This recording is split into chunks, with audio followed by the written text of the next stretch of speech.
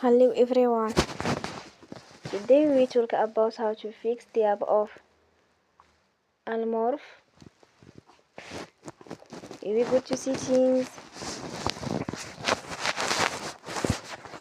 then we click on apps. After that we search the app Morph and we click. They will on for stop. After that we go to storage. So they will on for stop. After that we go to storage. Then we click on clear cache. In the end, you will turn your Wi-Fi and you will turn again.